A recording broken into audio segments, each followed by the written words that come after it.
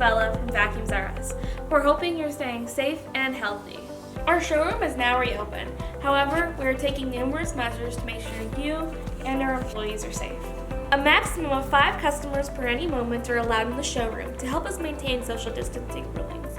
Also, we please request that you wear a mask. Every 2 hours, one employee goes around and sanitizes the entire store. We're also quarantining incoming repair vacuums. The biggest disruption you may notice with our Vacuums R Us service is upon check-in of any bagless low filtration machines, we will not be turning them on. While we still encourage you to bring your machine in, all diagnostic on low filtration machines will be done behind the scenes with our tech. We are now offering curbside service as well.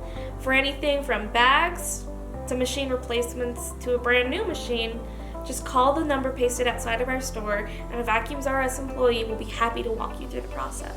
We understand that everybody out here right now may be experiencing a very difficult time. We want to thank you for respecting our rules, for your safety as well as our employees.